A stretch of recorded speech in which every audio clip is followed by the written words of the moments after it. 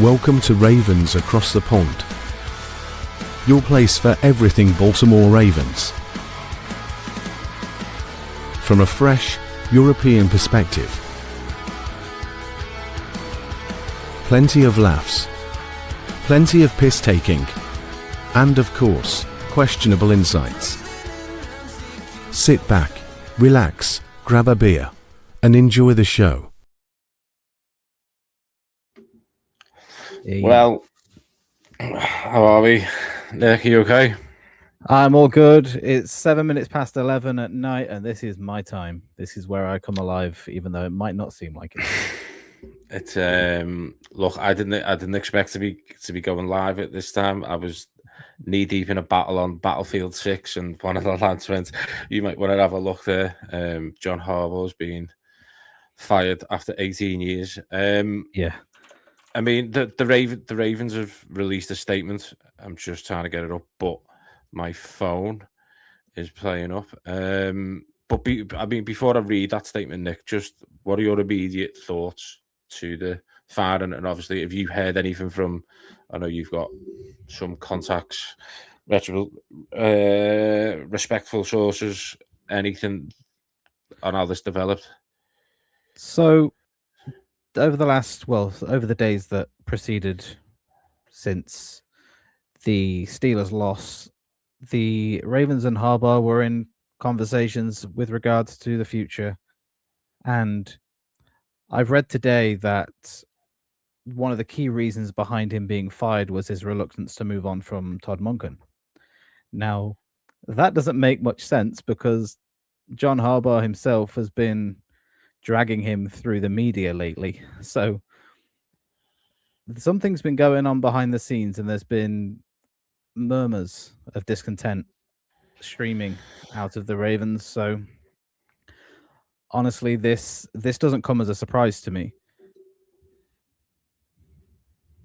I wouldn't say it comes as a surprise. I'd probably say 90% of the fan group, whether you're obviously over in America or over here in Europe. I've just got the statements up from the Ravens organisation and Steve, the owner, Steve Biscotti. It's a lengthy one. I'll bear with me while I go get through it.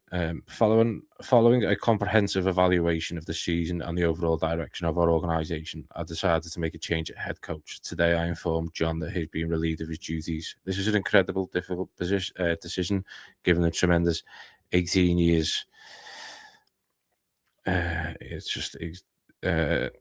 Tremendous 18 years we have spent together, and the profound respect I have for John as a coach, most importantly as a great man of integrity. Throughout what I firmly believe is a Hall of Fame coaching career, John has delivered the Super Bowl championships of Baltimore and served as a steadfast pillar of humility and leadership. His family have deeply embedded themselves in this community for these profound contributions on and off the field. We should all be forever grateful. Our goal has always been, and it will always be, to win championships. We strive to consistently perform at the highest level on the field and be a team and organisations our fans take pride in. I will forever be grateful for the extraordinary hard work and dedication displayed by John and his staff throughout the many successful years. I wish he, Ingrid and Alison all the best going forward. We now begin the challenging but exciting process of identifying the next leader of our football team. We fully understand the expectations of our fans and everyone in the Ravens organisation. Finding another strong leader and partner who will reflect these high standards is paramount. We deeply appreciate our fans and continue to work relentlessly to bring them in our city and the extended community the success they deserve. What do you make of that one? Well, my good friend Zach wants us over in America tonight because he's throwing a kegger. So I agree. It's a big time for the Ravens, and it's a bad time to be a beer in Baltimore tonight. Yeah. I like Zach. I like some of the content he puts out. Follow him on YouTube. We follow each other on our, obviously, the Orioles stuff that we cover. He puts out great content. Zach, thank you for diving in.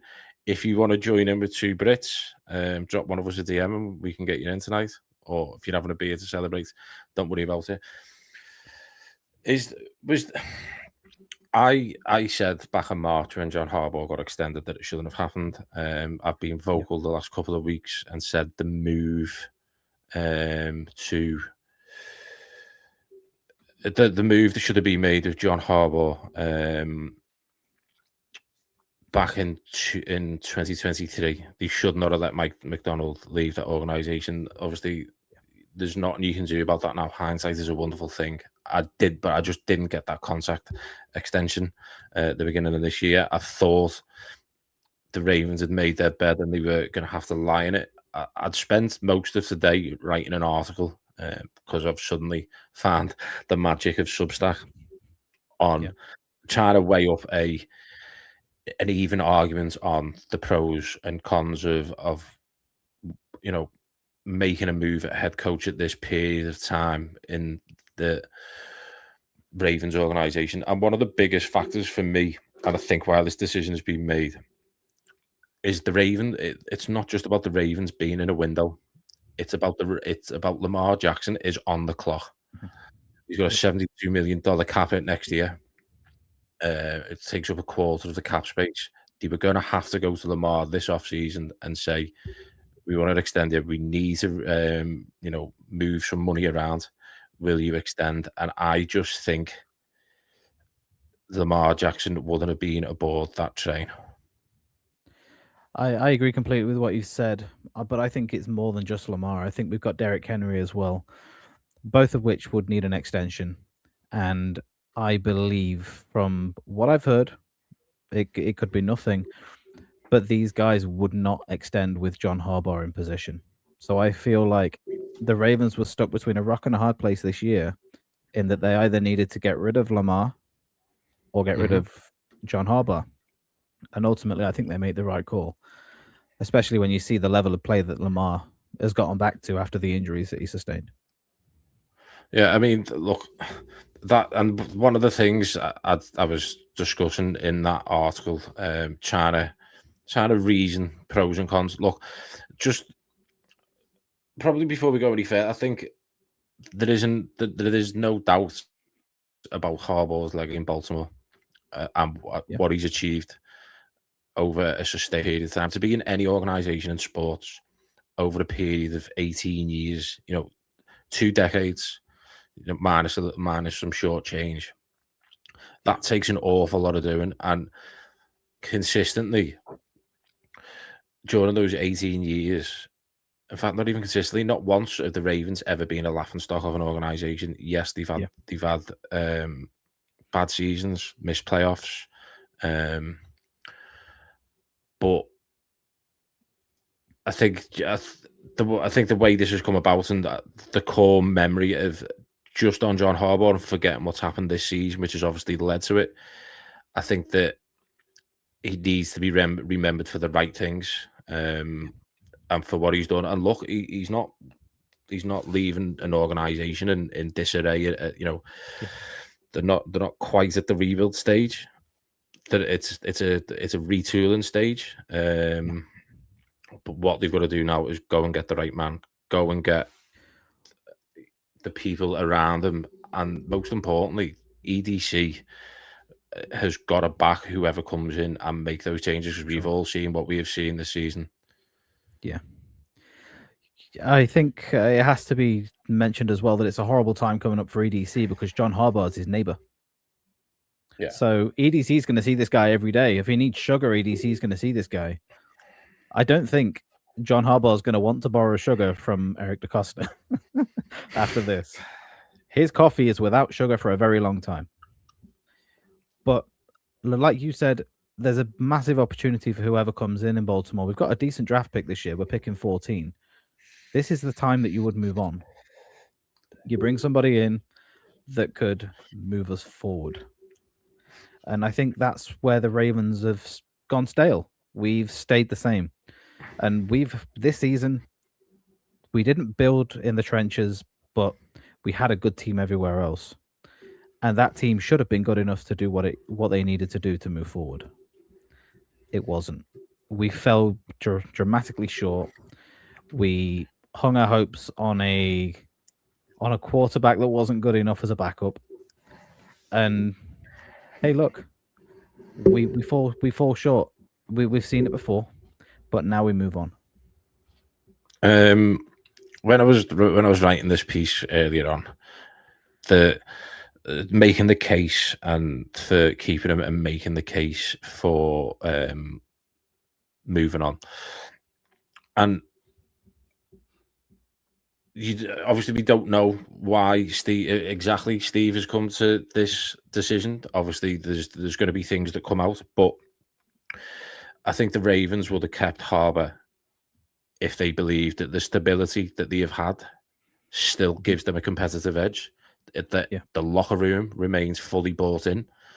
That coordinator and schematic issues can be fixed without changing the head coach, and that the downside risk of a new coach outweighs the upside. Now, when I was doing the case for moving on, this is what kind of swung my. I mean, I was already firmly set, but the brutal counterpoint to keeping John is if the team keeps on falling short, what exactly is going to change for next year? You know, the slogans, who's got it better than us? Everybody. There's no execution. They haven't learned from any mistakes. Yeah. So the organization want actual change. If the Ravens believe they have reached the point where the messaging has gone stale, the edge is dulled, the answers sound recycled, and the ceiling feels capped, then if they had kept Harbaugh, that's not loyalty, that's hesitation, and hesitation is how contenders in the National Football League fade away. Right. I think this decision wasn't.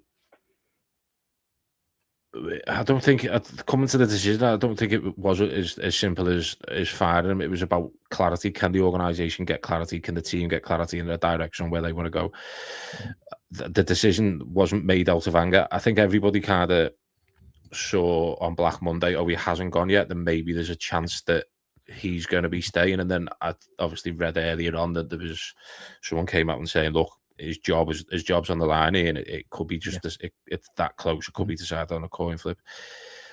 And I think the one question and that Biscotti would have asked himself is, do I believe that John Harbaugh is still the coach who can lead them to another Super Bowl, not just another winning season?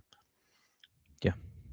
And I think that is the hardest question that he's found an answer to, and it's the most honest one. Yeah. But similarly to what you said, the Ravens have changed coordinators over the years. They've gone from Dean Pease to whoever. They've gone from Martin Morningwig to Greg Roman. They've gone from him to Todd Monken.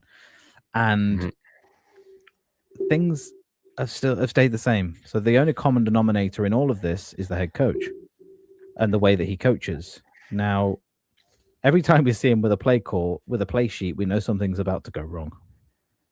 Happened with Greg Roman. It happened again with Todd Monken. And that's why I say I don't think it was his reluctance to let Todd Monken go. I think it was pre-decided, but it took him days to come to the decision. What do you think happens with Zach Orr as defensive coordinator? Because we've had this discussion in our chats that a lot of people believe that the move was made to bring Zach Orr in as a DC, so that in the future he could potentially take over as a head coach. Now, what I've seen from Zach Orr over the last 2 seasons doesn't for me warrant anything close to being a Super Bowl contending head coach, even a head coach in the National Football League. You look at what we've given up this year on defense. The defensive DVOA is 0.2%, 15th in the league, so you slap bang middle of the pack defense.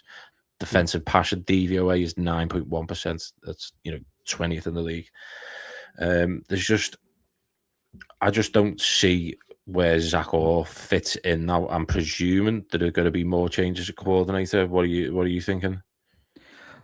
I think we probably have to make that move as well. I think it's a clear house. If you're gonna have a clean break from Harbaugh, you have to get rid of him as well.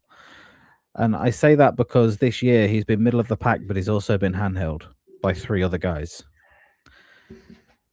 Yes, three decent coaches as well in their time, but we all saw it. We all saw it Sunday night, Monday morning for us. That we were performing well in man, but then it goes straight back to zone and we blow the game. That's not a good game manager right there. No, I've said so much stuff about Zach Hall recently. Look, I solely don't think there's a single one person at fault. I think John Harbaugh is the head coach and the overall leader of this organisation on the playing side of things. He has had to go because, as you say, there's been consistent failures.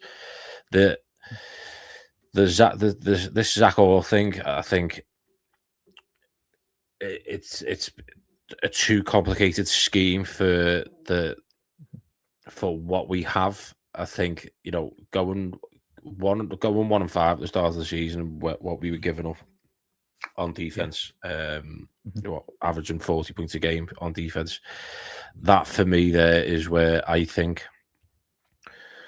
and I know he was only 18 months at that point, 18 months into the role, but that is where I think you probably should have made a call there, because you take into account everything, the window that they're in, you know, what could have changed. The fact that they improved when they made the personnel change. Obviously, the Jair Alexander experiment didn't work. They traded into, you know, and it freed up Kyle Hamilton. But when you look at the stats, as I've said there, the defensive passing DVOA 9.1%, defensive rushing DVOA is minus 13.4, which is ranked 9th in the league. Yeah. But there's a massive gap there. So Russian defense is working fine, but your defensive passing defense isn't. So why is there such a gulf there? Because you've got one pulling in one direction and one pulling in the other. It just not a cohesive unit across the board on defense.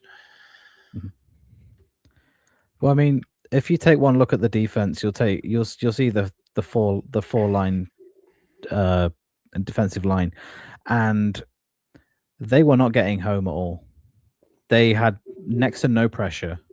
When they did, they missed it, and that doesn't allow your pass defense to do a good job at all. And that's where, like you said, they were setting up for the run near enough all the time, keeping the play in front of them. But you expect your defensive backs to do their work, and they didn't do that. I mean, as I said, I can't really blame one individual player. I think Marlon Humphrey summed it up quite well on his. I mean, and I don't like what Marlon Humphrey puts out content-wise. I don't like the performance he's put out, especially at the weekends. But I just think that the scheme that they were running on defense was too volatile. And when a few players went down injured, that was it. It was exposed, and there wasn't. You just look at the coverage rules are breaking down, checks are not being executed consistently, calls that didn't align with personnel or gains context. And I just think that over a period of time, the Ravens have lost their identity. Yeah. And I think that's the most damning thing you could say about this team, is they lost their identity. If you look back at the days of Ray Lewis, Ed Reed, you knew what you were getting with those guys. Now we need the big personalities. So your Kyle Hamiltons.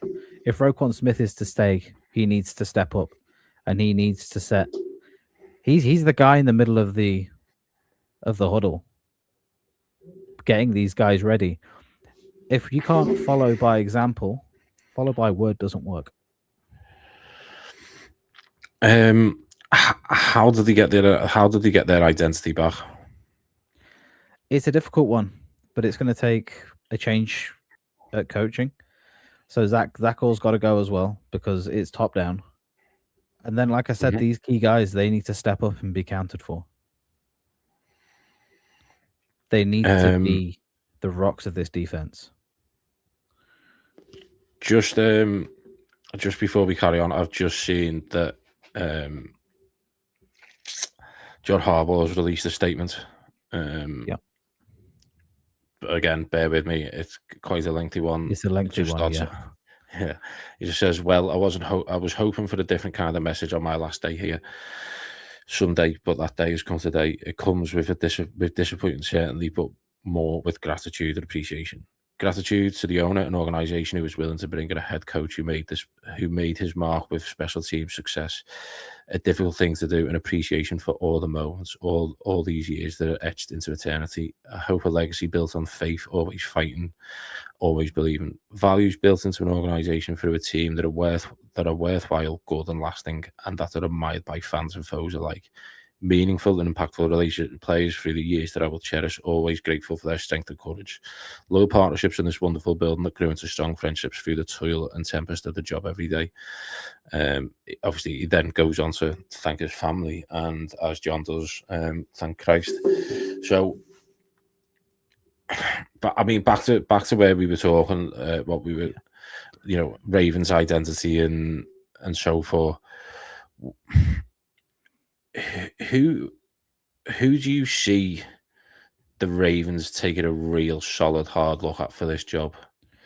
Because look, as I said, John Harbaugh isn't leaving this organisation in disarray. They're not at the start of a rebuild, and none of that. They have an awful lot of pieces, but on the flip side, there is an awful lot of work to be done as well, because I think there is at least 5-6 additions minimum they need to make in the off season. Otherwise, I don't put the Ravens in the playoffs next year. Who are you looking at? Who do you think the Ravens are looking at? It's a difficult one because we don't really know where this team is going to point next year. Are they going to go for a similar kind of coach, or are they going to go for an offensive or defensive minded coach? Now, there are a number of guys, but the head coaching market this year alone is competitive. I mean, everybody will want this job. So it's not necessarily who do I think they'll look at. It's who do the Ravens think is the best fit for the team. And I think that will be ultimately what they decide. It's difficult for me to ultimately say one of the guys, because it could be many of them that they'll take a look at.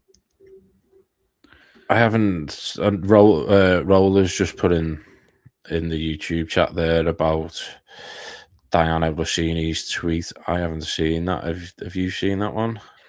I've seen it, and I believe that I made reference to it earlier in the show, whereby that John Harbaugh's firing was made upon his reluctance to see Todd Monken leave.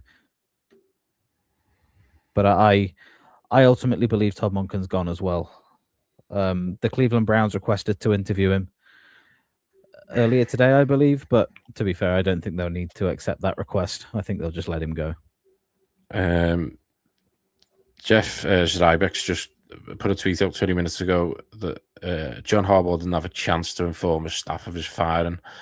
It is proof of how quickly this all went down. Neither side was prepared for this outcome today. So it sounds like it's come from the owner. Yeah, and it sounds like,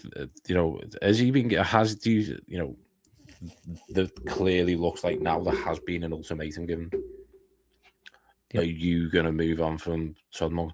I just wonder why that ultimatum, if it has been given, wasn't given about Zach Orr.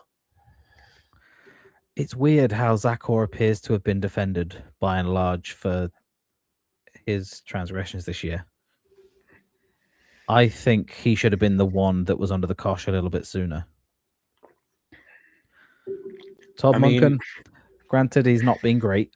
He's called some horrible games this year, but he definitely wasn't the worst coordinator. Yeah, I mean, I was just looking at the trends from for last year. Everything's down on offense. I mean, I know there was been injuries. There's been 3 quarterbacks behind center.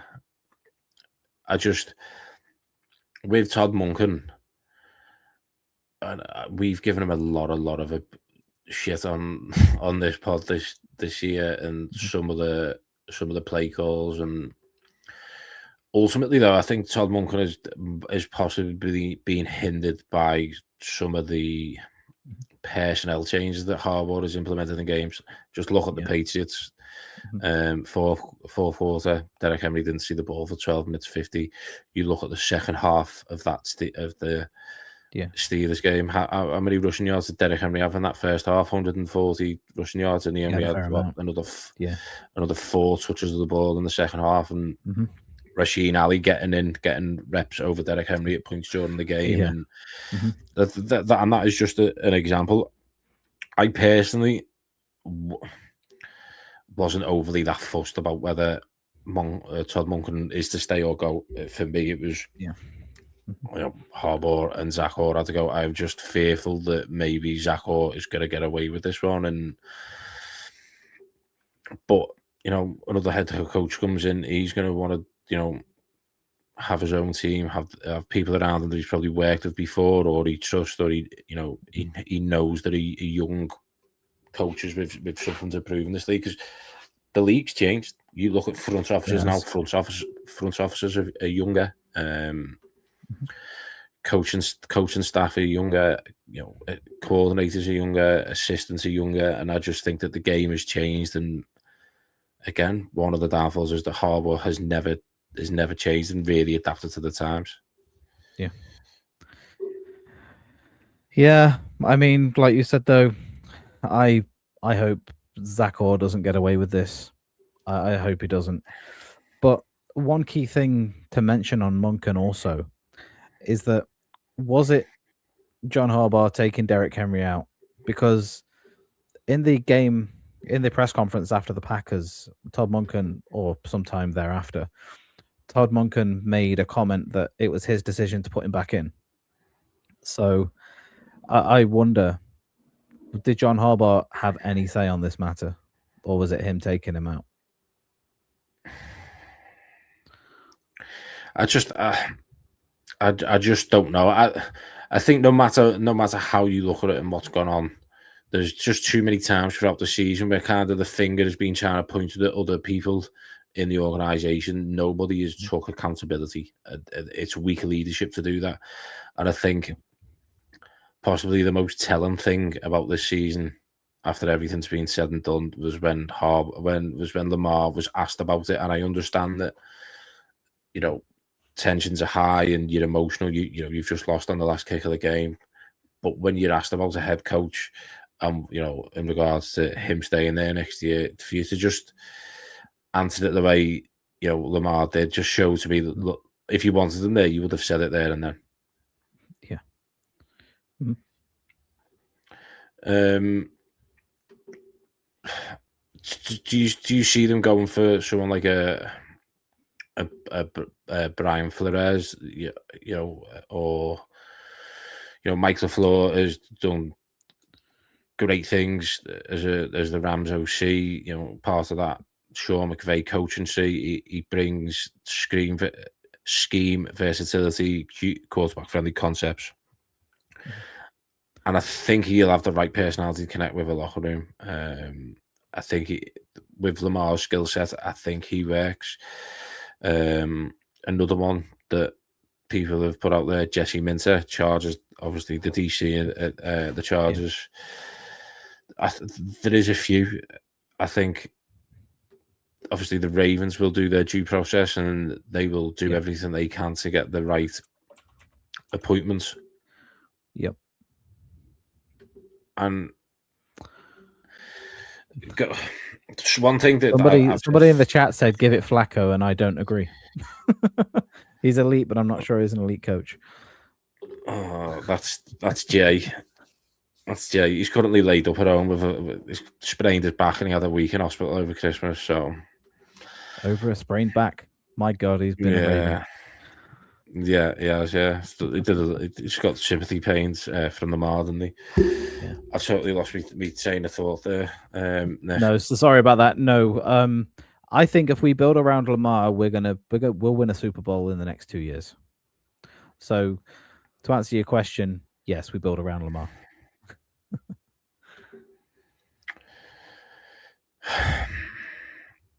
I just is there enough? I just think going into this off season, there is so much that needs to improve, and maybe it's you've got to convince Lamar, and maybe this move has convinced Lamar now that he'll extend, restructure his contract. Mhm. But you've got to convince him that maybe the window's just being pushed back a year now because obviously a new head coach coming in, and say to him, look, we'll try and give you the tools. One thing I would love to see them do, and this is one thing that Lamar has had some great weapons in his time, but he hasn't had a true out-and-out wide receiver one. Go and get him one, because no matter what you say, Zay Flowers isn't that guy. I know he came up clutch at the wheat on Sunday, but that was Lamar's doing. I just don't know whether they're going to be available to do that in this one off season, and maybe this is a retooling year. Yeah. I ultimately think that if we can get Lamar a working offensive line, we're already halfway there with Emory Jones coming in.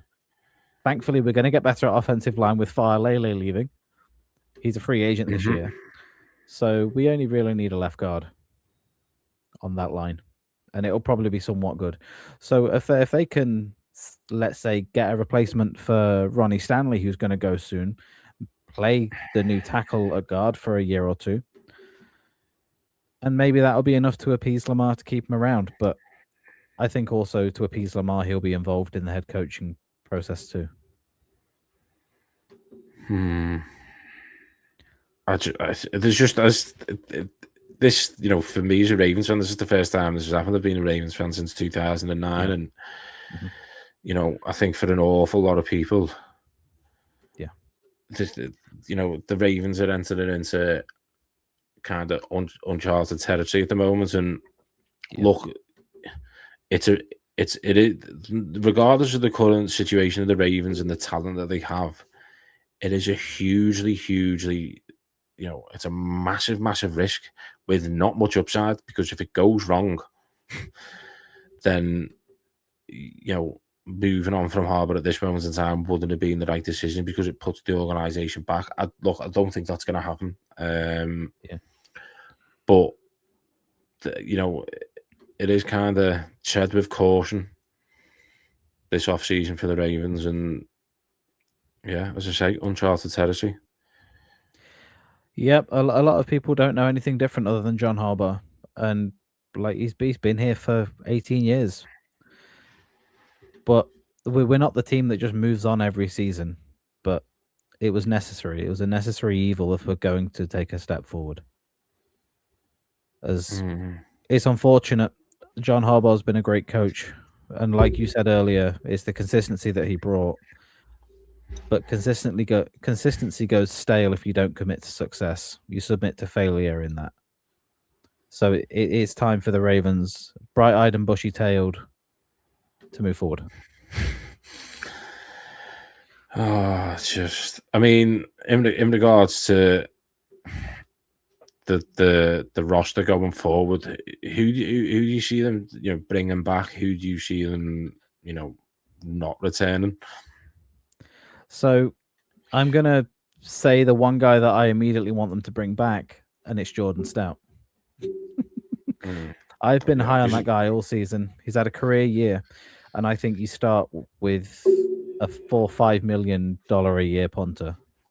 Get him back, great. But on the offensive side of things, I would love it if we could get Charlie Kohler back, first and foremost. If we're not going to get Isaiah Likely back, I'd like to see us have a run at him.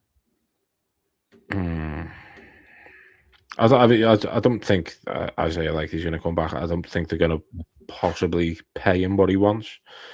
One person that we've barely mentioned during this, and while every other leader in the organization is getting fired, getting kind of the microscope is on them, is Eric DeCosta.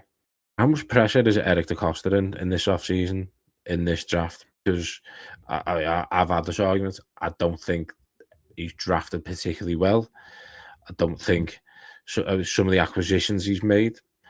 I don't think he's acquired players the correct players for schemes, the correct players for the organisation, and ultimately, John Harbaugh's gone now.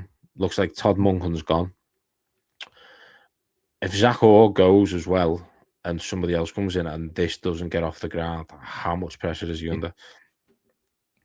Huge pressure. But if you look at it, Ozzie Newsome's still massively involved with the team. He's not gone away. He's going to have one of the very best minds in front office history, helping him to mold this team back to where it once was. And it's a big job. It's a huge job, but I think it's one that he's more than capable of.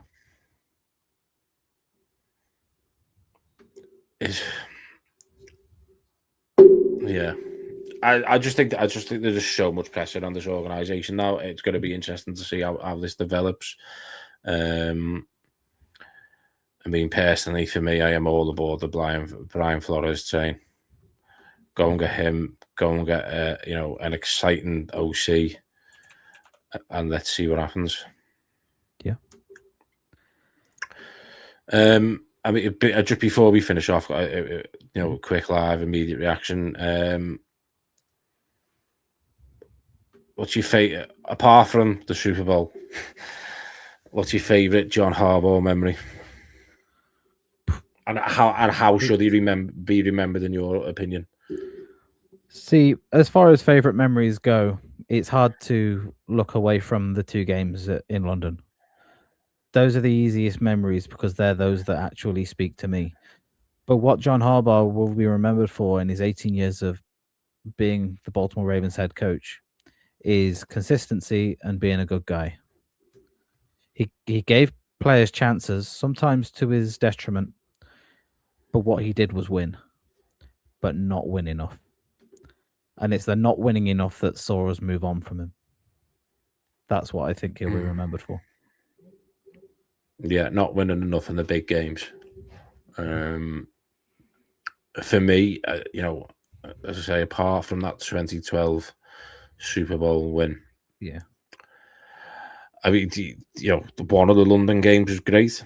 The other one, I try and forget. I think you've got to do that when Blake Bortles comes into Wembley Stadium and gives it to you both battles. That 2019 Baltimore Ravens season was probably the most captivating and exciting Ravens season I have ever seen. That run of 12 wins on the bounce because they went 2-2. Yeah. I think Justin Tucker was Justin Tucker. Mark Ingram, Lamar, just everything about that season, and you still had the legend that was Marshall Yonder playing in that year. That for me is probably my favorite Harbaugh memory, other than that Super Bowl win 2019. I think he should be remembered with respect, and should be. I'm sure he will be. He should be welcomed back at any time into the facility, the stadium, with great encouragement and respect. And ultimately, I think he just he ran out of steam, and I think the organisation agree with it. Mm-hmm. Yeah, unfortunately, if you don't have enough coal in the steam train, you slow down and stop. And that's what happened this season. There wasn't enough coal to sustain it. No.